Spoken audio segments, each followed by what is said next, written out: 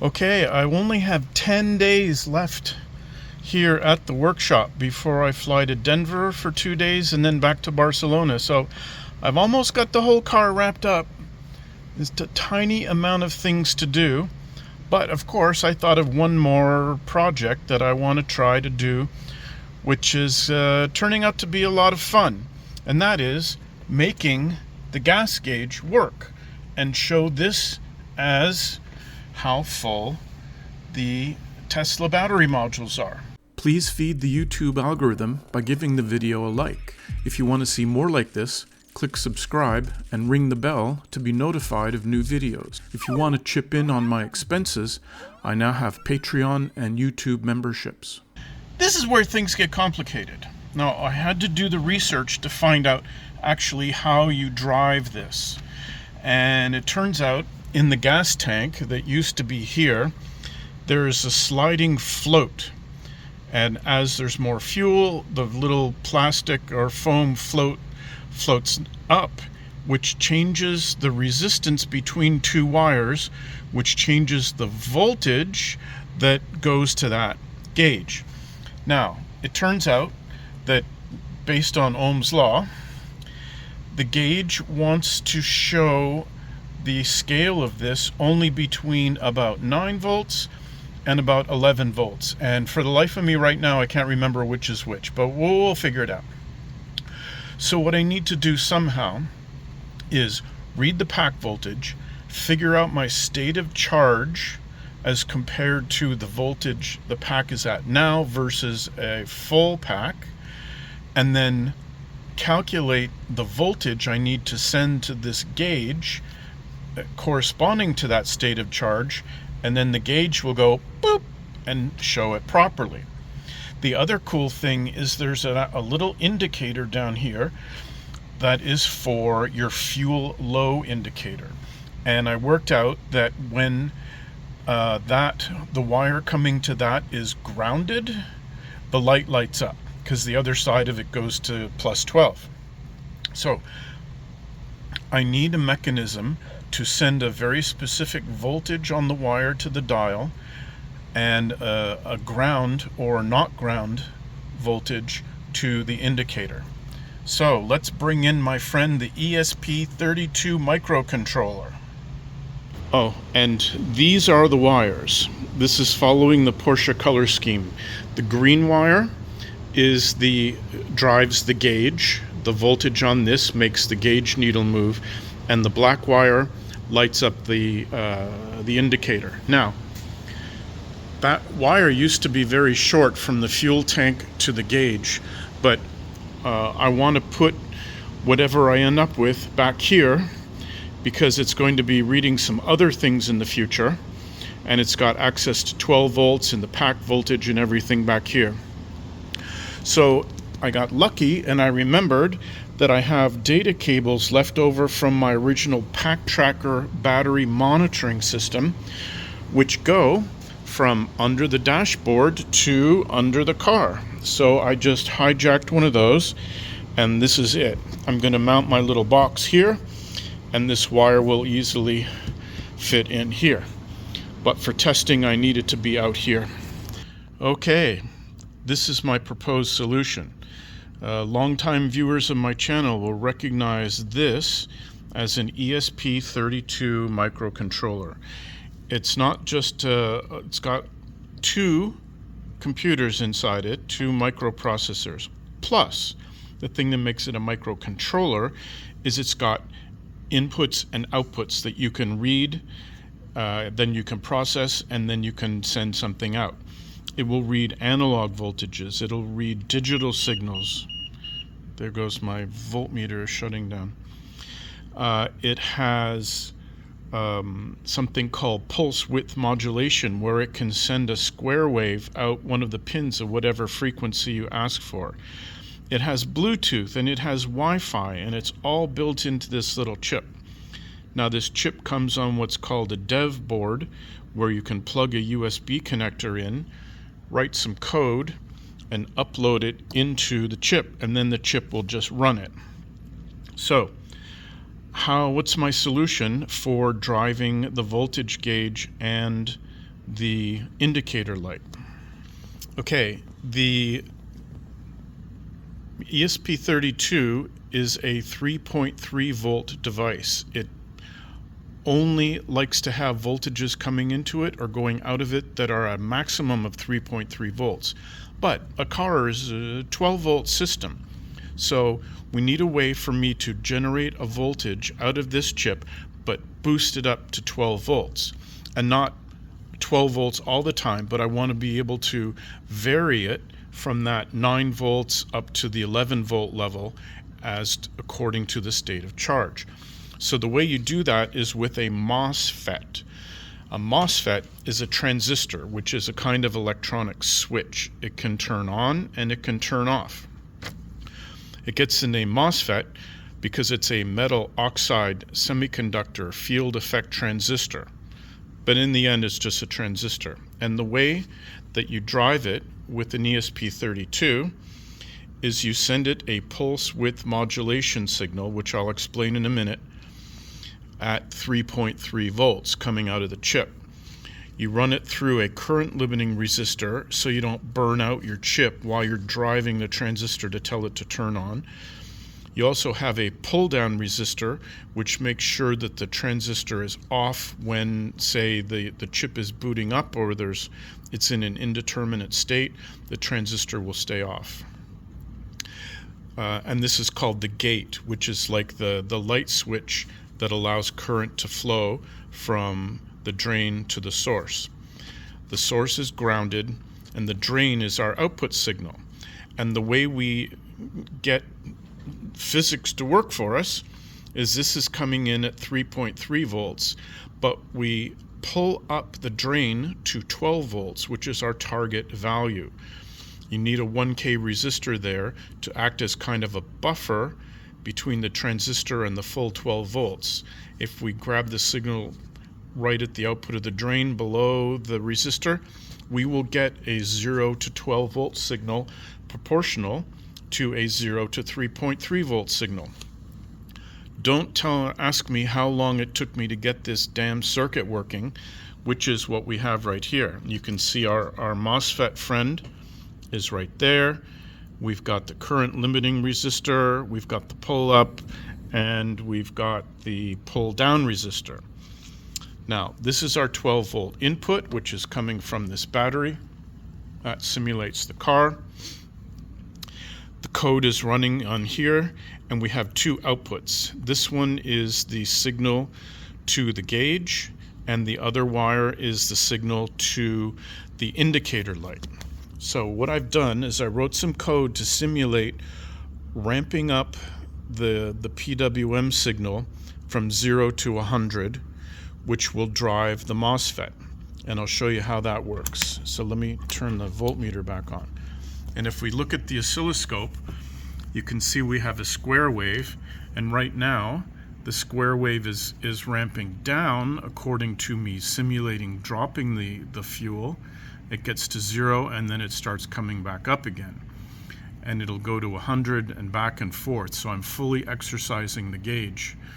But this is 0 to 12 volts, which I don't want. I need it to be between 9 and 11, and that's just a tiny change in the code.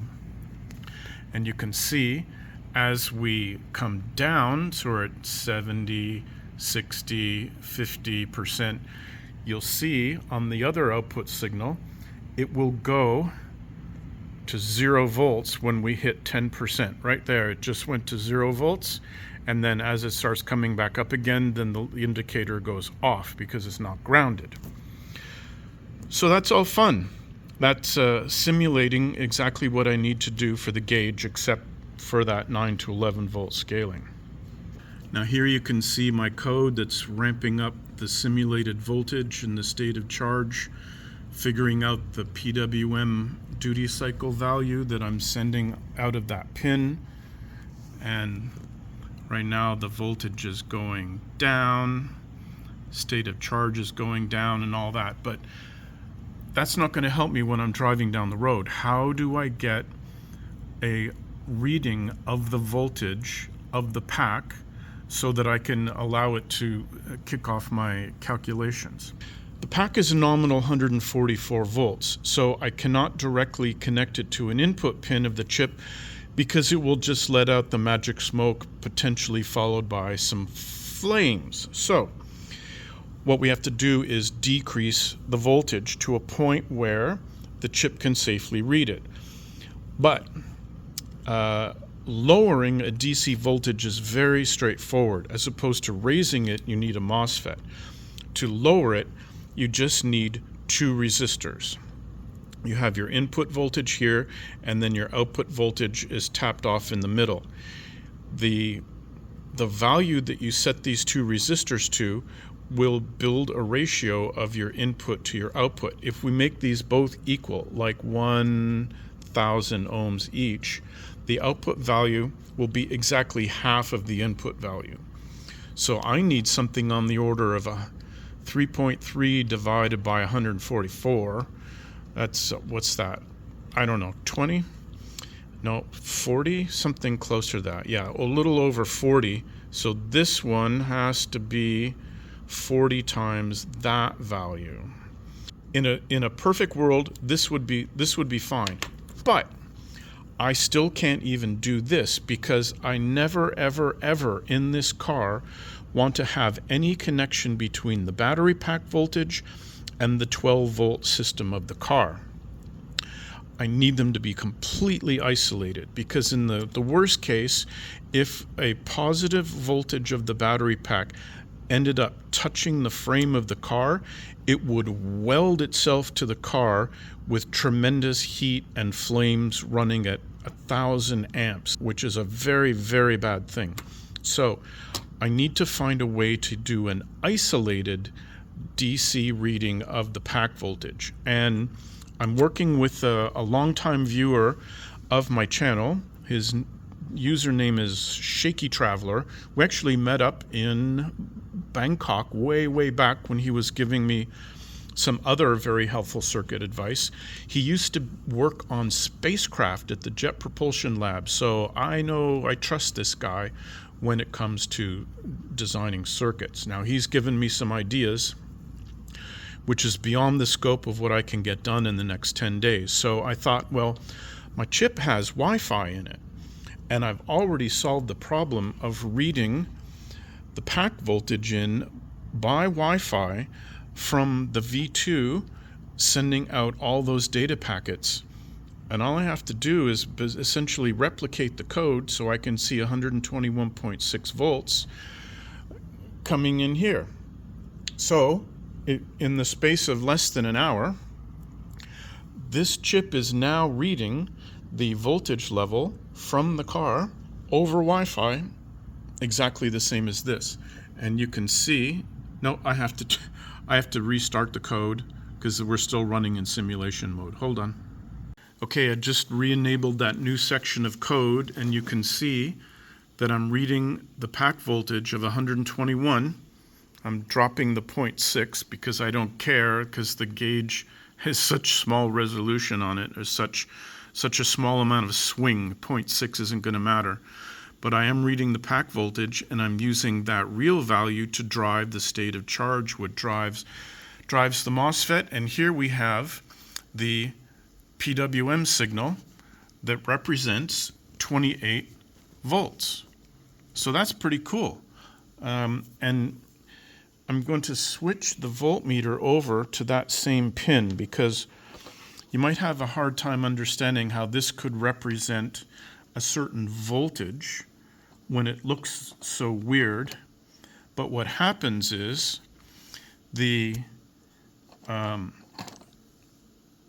when I'm going here, this is 5, 10, say 13, 12 or 13 volts swing, but it's only on for 28% of the time, and it's off for the rest of the time, and then it repeats over and over. With a 28% duty cycle of a 12-volt source, let's do the math on that. 0.28, sorry, I can't see the keyboard.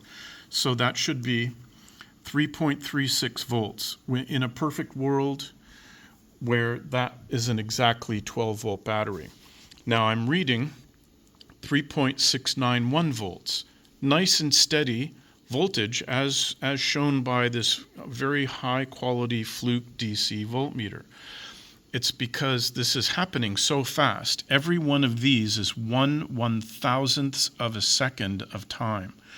So it's 28% duty cycle, but it's happening so fast, it makes the output signal look like it's 3.691 volts instead of 12 volts some of the time and 0 volts some of the other time.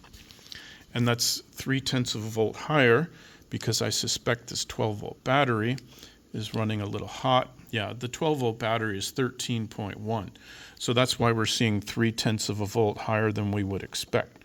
And I have to take all of that into account of the real pack voltage in the 12 volt system of the car, which again, most car batteries are around 13.4 or something in a car. So let me do the scaling for the 9 to 11 volts. I put that in the code, and then we'll hook this thing up to those two wires in the car and see what happens to the gas gauge.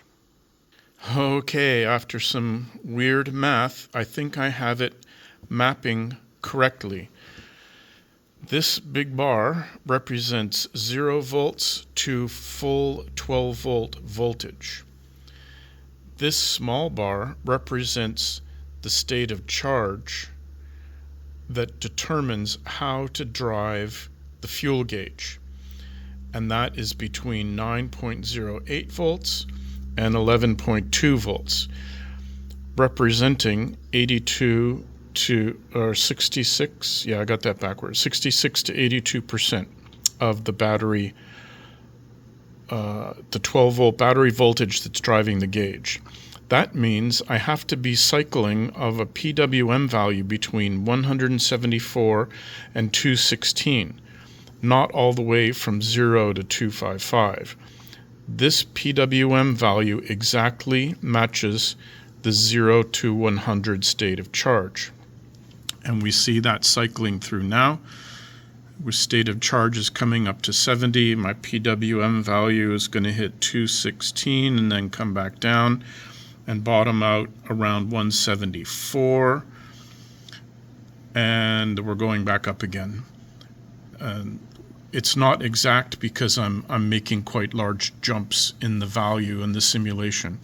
But if we look at the scope, you can see that as the state of charge is going down, it comes to about here, and then we start going back up again, and we're going to stop about here because this is the range of the needle in the gas gauge, and we can't drive it outside of a value of about this much.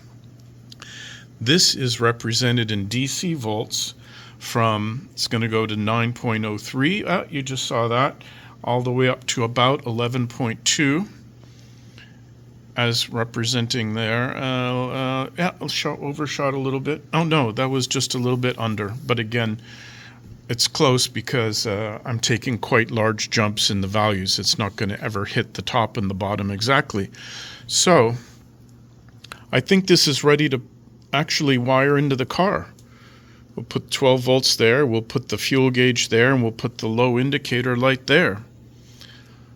I'm a little hesitant because I don't want to blow anything up. But let me have a little think about it, and then I'll get up the courage to do it. Okay, we're in the trunk. We're running in simulation mode. We can see the PWM. No, there. You can see the PWM signal expands and contracts just like it's supposed to. I have not yet hooked up anything to the car. I'm going to wire in the indicator light because that'll cause the least damage if something is wrong. Well, that didn't work. Some of you may be already screaming at the video because I'm actually driving that to ground, but it's not strong enough to pull the indicator lamp down hard enough to make it light up. That may also be a 3 volt to 12 volt issue. I may need to put another MOSFET in here. Okie dokie. So let's try the gauge. Well, the gauge isn't moving a bit, and I'm getting kind of annoyed. And now I notice this is our waveform. You can see the PWM getting a little bigger and a little smaller, but we've got this huge spike when it turns on, which is 5, 10, 15, maybe 18 or 19 volts, and that's too much. I wonder how I fix that. Do I need a capacitor on the output? Oh man. All right, back to the drawing board.